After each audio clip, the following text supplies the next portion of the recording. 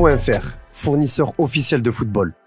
Salut les amoureux du ballon rond, ravi de vous retrouver. On commence tout de suite ce JT Foot Mercato en France avec le mercato d'un joueur de l'Olympique Lyonnais. Castello Luqueba, le défenseur de l'OL, est dans le viseur du RB Leipzig. Alors que Lyon fait face à des sanctions de la DNCG, à savoir le contrôle de sa masse salariale et de ses mouvements, n'a pas prévu de laisser filer son roc défensif. Sauf que le club allemand va revenir à la charge avec une offre de 35 millions d'euros, soit le montant réclamé par le club rhodanien. Et cela pourrait tout changer. Au PSG, le nom de Bernardo Silva revient avec insistance. Cet été, le Portugais pourrait bien quitter Manchester City après avoir remporté la Ligue des Champions la saison dernière. Alors qu'il est ardemment courtisé par Paris et le FC Barcelone, un indice laisse penser que le joueur de 28 ans se rapproche du PSG. Selon Sport, la compagne de Bernardo Silva a commencé à visiter des maisons situées à proximité du centre d'entraînement du PSG. Reste à savoir si ce dossier va se concrétiser. Le club de la capitale est toujours à la recherche d'un numéro 9 durant ce mercato. On le sait, le PSG est très intéressé par le profil de Dusan Vlahovic et Tuttosport nous apprend que la Juventus veut vite se débarrasser du Serbe. Cela permettrait à la vieille dame de se servir des liquidités pour finaliser le dossier Lukaku. Pour rappel, la Juve attend un chèque de 70 à 80 millions d'euros pour lâcher Vlahovic. D'ailleurs, hier sur notre site, nous vous avons sondé pour savoir quel numéro 9 devait recruter le PSG. Eh bien, à 35%, vous pensez que Vlahovic est la bonne pioche devant Gonzalo Ramos, Harry Kane ou encore Victor Osimhen. On passe au focus du jour les amis et on va évoquer l'Atlético de Madrid qui anime ce mercato estival. Le club madrilène est au cœur de plusieurs dossiers chauds et le premier concerne évidemment Joao Félix qui met le feu en interne. Ces derniers jours, le Portugais a fait une sortie remarquée en déclarant sa flamme au FC Barcelone, une déclaration qui n'est pas du tout passée au sein du vestiaire et pour les dirigeants. Pas dans les plans de Simeone de base, il n'y a plus aucun doute, maintenant il va partir. Et tout indique que son souhait de jouer au Barça va être exaucé. Ces dernières heures, le journal AS expliquait qu'un transfert de Joao Félix était très avancé. Les trois parties impliquées sont d'accord pour que le Portugais débarque à Barcelone. Il s'agirait donc d'un prêt avec option d'achat a priori. Les derniers détails de l'opération doivent être réglés via Jorge Mendes, notamment l'agent du joueur qui a ses entrées dans les deux clubs. D'ailleurs, l'Atlético et le Barça sont intimement liés dans ce mercato. Selon Sport, Ferran Torres et Franck Kessié sont dans le viseur de Simeone et les deux joueurs pourraient être inclus dans un troc hors du commun avec Joao Félix. En attaque, les Colchoneros devraient aussi se séparer d'Alvaro Morata. L'attaquant espagnol est sur les tablettes de l'AS Roma de José Mourinho et de l'Inter. Les Nerazzurri cherchent à remplacer Romelu Lukaku en partant vers la Juventus. D'après Relevo, l'Inter s'apprête à lâcher 15 millions d'euros pour recruter Morata, une somme qui ne devrait pas convaincre l'Atlético qui en demande 20 millions d'euros. Une rencontre entre les dirigeants des deux clubs est prévue dès demain pour négocier sur un potentiel transfert, sauf que la Roma n'a pas dit son dernier mot dans ce dossier selon Sky Italia.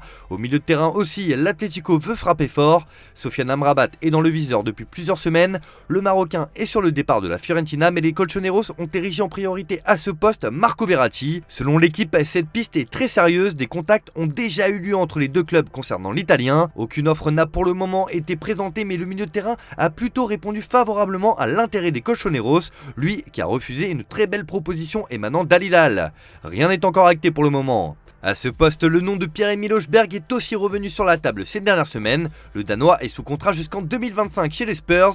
Révélation de la saison dernière en Ligue 1, Eli Wahi est aussi dans le radar de l'Atlético, mais le Montpellierin semble plutôt se diriger vers Chelsea, puis en prêt à Strasbourg. Le MHSC attend 30 millions d'euros pour lâcher sa pépite. Dernier dossier chaud pour l'équipe de Diego Simeone, c'est le cas de Thomas Lemar. L'international français ne sera pas retenu cet été en cas d'offre intéressante, et selon nos informations, l'Olympique de Marseille n'est pas insensible à l'ancien monégasque.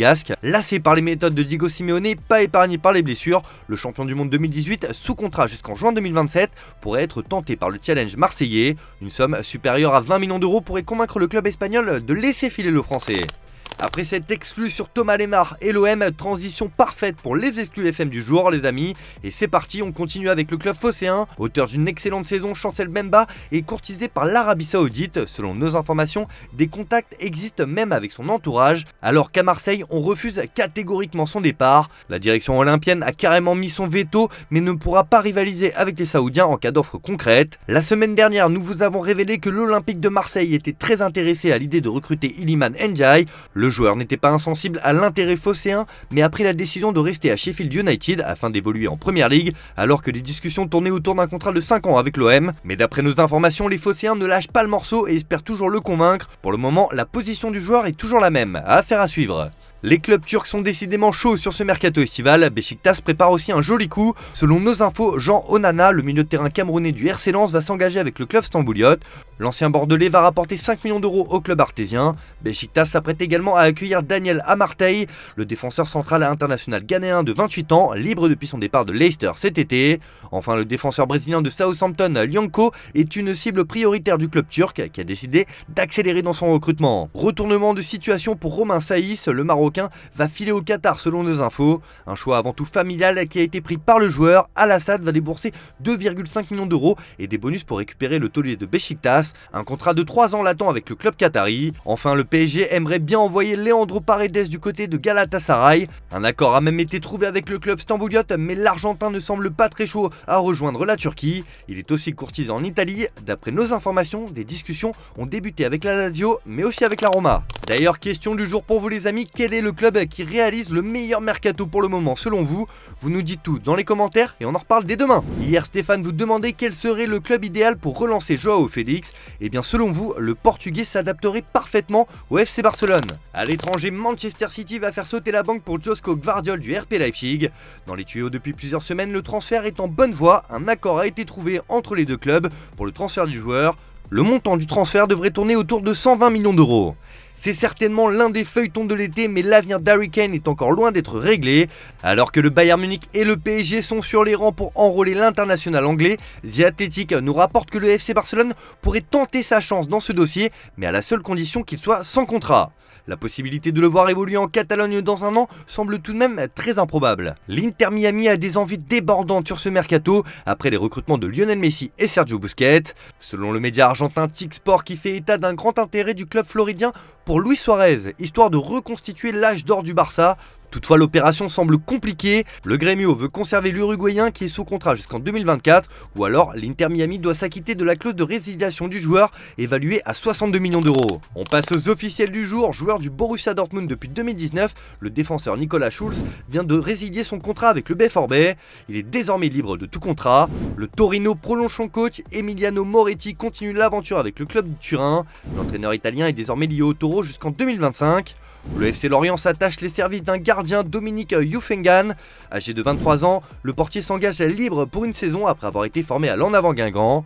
Milos Kerkez file à Bournemouth. Titulaire depuis 2 ans et son arrivée à l'AZ Alkmaar en provenance de Jayor, le latéral gauche passe à l'étape supérieure, courtisé un peu partout en Europe et notamment en Ligue 1 où Nice a été tenté. À seulement 19 ans, il a signé un contrat longue durée avec Bournemouth, 15e du dernier exercice de Première Ligue. Allez, on termine ce JT avec la traditionnelle image du jour les amis, et les champions d'Europe en titre sont de retour. Et oui, Manchester City a repris le chemin de l'entraînement, l'occasion de voir de nouvelles têtes comme Matteo Kovacic, arrivé de Chelsea pour 30 millions d'euros, et il a déjà Pep Guardiola sur ses côtes. Allez, bonne soirée à tous, on se retrouve demain pour un nouveau JT.